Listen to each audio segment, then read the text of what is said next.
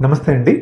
మనము lung health గురించి, lung health బాగా ఉండాలి అంటే బెస్ట్ ఫుడ్స్ ఏంటి, లంగ్ హెల్త్ చెడిపోవాలంటే మనం యూస్ చేసే వర్స్ట్ ఫుడ్స్ ఏంటి అనేవి ఇప్పుడు తెలుసుకుందాం మనం.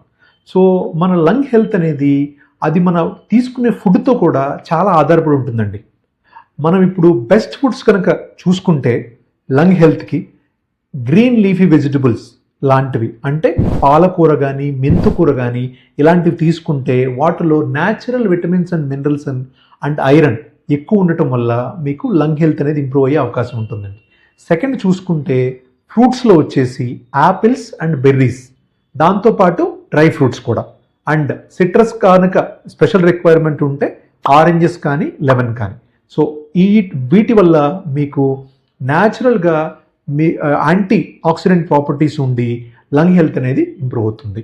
ఇది కాకుండా మీకు న్యాచురల్ యాంటీ ఇన్ఫ్లమేషన్ చూసుకుంటే జింజర్ కనుక యూజ్ చేసినట్టయితే న్యాచురల్ యాంటీ ఇన్ఫ్లమేషన్ వస్తుంది.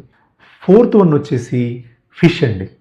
ఏదైతే ఒమేగా 3 ఫ్యాటీ యాసిడ్ ఎక్కువ ఉన్న ఫిష్ ఉంటుందో, లైక్ సాల్మన్ కానీ మెర్కెల్ ఫిష్ ఉంటుందో, వీటిని ఎక్కువగా తీసుకోవటం వల్ల మనకి లంగ్ హెల్త్ అనేది ఇంప్రూవ్ అయ్యే అవకాశం ఉంటుందండి.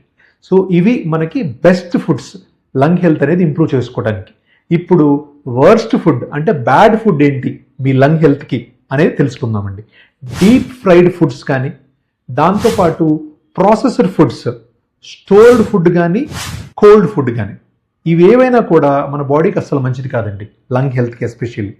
దాంతోపాటు ఎక్కువగా సాల్ట్ యాడ్ చేసేవి, అంటే చిప్స్ కానీ ఆర్ ఫ్రీజర్లో ఉన్న పికిల్స్ చాలామంది స్టోర్ చేసుకుని తింటూ ఉంటాం, అవి కానీ, ఆర్ ఇంకేదైనా క్యాన్డ్ ఫుడ్స్ అంటాం, క్యాన్ చేసి మనం స్టోర్ చేసి అమ్ముతారు. సో ఈ ఫుడ్స్ కానీ ఇవన్నీ కూడా మీకు లంగ్ హెల్త్ అనేది అస్సలు మంచిది కాదండి. సో ఇలాంటి ఫుడ్స్ మాత్రం ఎంతవరకు వీలైతే అంతవరకు 100% అవాయిడ్ చేస్తే మన లంగ్ హెల్త్ అనేది చాలా బాగుంటుందండి. ఇంకా స్వీట్స్ అండ్ కూల్ డ్రింక్స్ కూడా వీలైనంత వరకు అవాయిడ్ చేయాలండి. ఇవి కనుక అవాయిడ్ చేస్తే మన లంగ్ హెల్త్ని ఇంప్రూవ్ చేసుకునే అవకాశం చాలా ఎక్కువగా ఉంటుంది.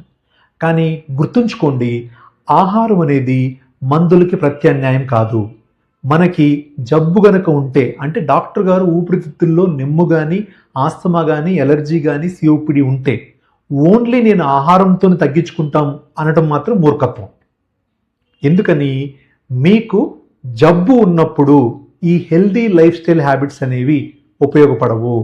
కానీ మీరు జబ్బు ఉన్నప్పుడు ఈ మెడిసిన్స్ తీసుకుంటూ హెల్దీ లైఫ్ స్టైల్ కానీ హెల్దీ ఫుడ్ హ్యాబిట్స్ ఫాలో అయితే ఈ మీరు తీసుకున్న ట్రీట్మెంట్కి అది చాలా స్ట్రెంగ్త్ యాడ్ చేస్తుంది.